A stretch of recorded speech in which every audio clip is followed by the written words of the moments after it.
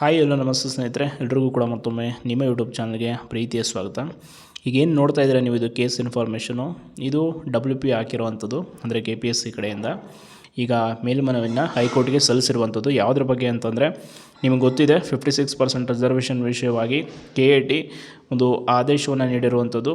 ಆ ಒಂದು ಆದೇಶದನುಸಾರ ಈಗ 56% ಮೀಸಲಾತಿಯನ್ನು ಏನು ಅಳವಡಿಕೆ ಮಾಡಿ ರೋಸ್ಟರನ್ನು ಮಾಡಿದರು, ಸೊ ಅದನ್ನು ರದ್ದು ಮಾಡಿದೆ. ಹಾಗಾಗಿ ಈಗ KPSC ಮತ್ತು ಸರ್ಕಾರ ಇದನ್ನು ಹೈಕೋರ್ಟ್ನಲ್ಲಿ ಪ್ರಶ್ನೆ ಮಾಡಲೇಬೇಕಾದಂಥ ಅನಿವಾರ್ಯತೆ ಇರೋದರಿಂದ ಈ ಒಂದು WP ರಿಟ್ ಪಿಟಿಷನನ್ನು ಈಗ ಹಾಕ್ಕೊಂಡಿದ್ದಾರೆ.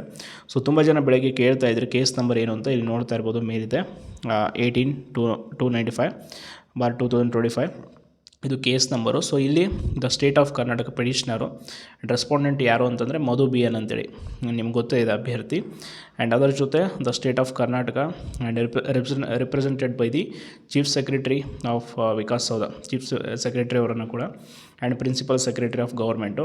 ಸೊ ಇಲ್ಲಿ ರೆಸ್ಪಾಂಡೆಂಟಾಗಿ ಮಧು ಅವರಿದ್ದಾರೆ. ಸೊ ಇದು ಈಗ ಇವತ್ತು ಫೈಲ್ ಆಗಿರುವಂಥದ್ದು. ನೀವು ನೋಡ್ತಾ ಇರ್ಬೋದು, ಡೇಟ್ ಆಫ್ ಫೈಲಿಂಗ್ ಇದೆ ಇಲ್ಲಿ 18/6/2025.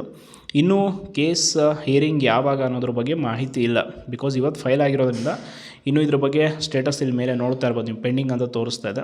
ಇದು ಆಮೇಲೆ ಗೊತ್ತಾಗುತ್ತೆ ಏನು ಅಂತೇಳಿ. ಬಟ್ ಒಂದಂತೂ ಸತ್ಯ, ಈ ವಿಷಯದಲ್ಲಿ ಇನ್ನೂ ಕಾನೂನಾತ್ಮಕವಾಗಿ ಹೋರಾಟ ನಡೆಯುತ್ತೆ. 384 ಗೆಜೆಟೆಡ್ ಪ್ರೊಬೇಷನರ್ ಹುದ್ದೆಗಳ ಒಂದು ನೋಟಿಫಿಕೇಷನ್ ಇದೆ, ಒಟ್ಟು ಕಗ್ಗಂಟಾಗಿ ಉಳಿದುಕೊಂಡಿದೆ.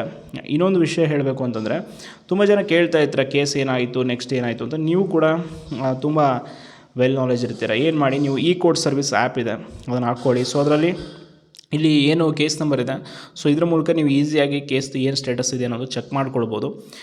ಆರಾಮಾಗಿ ನಿಮ್ಮ ಮೊಬೈಲಲ್ಲಿ ನೀವು ಅದನ್ನು ಕೇಸ್ ಲಿಸ್ಟ್, ಮೈ ಕೇಸ್ ಲಿಸ್ಟ್ ಅಂತ ಇರುತ್ತಲ್ಲ, ಹಾಕಿಟ್ರೆ ನಿಮಗೆ ಕೇಸ್ ಹಿಯರಿಂಗ್ ಆದ ತಕ್ಷಣ ನಿಮ್ಗೆ ಅಪ್ಡೇಟ್ ಸಿಗುತ್ತೆ.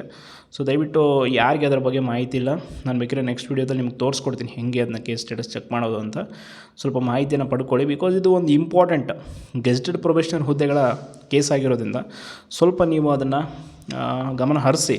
ಬಿಕಾಸ್ ನೀವು ಬರೀ ಕೇಸ್ ವಿಚಾರಕ್ಕೆ ತಲೆ ಕೊಡಿ ಅಂತಲ್ಲ, ಬಟ್ ಇದು ತುಂಬ ಇಂಪಾರ್ಟೆಂಟ್ ಇರೋದ್ರಿಂದ ಈ ವಿಷಯದ ಬಗ್ಗೆ ಕೂಡ ನೀವು ಗಮನ ಹರಿಸಿ ಆ್ಯಂಡ್ ನಿಮ್ಮ ಪ್ರಿಪ್ರೇಷನ್ ಕೂಡ ಮುಂದುವರಿಸಿ ಅಂತ ಹೇಳ್ತಾ ಧನ್ಯವಾದಗಳು.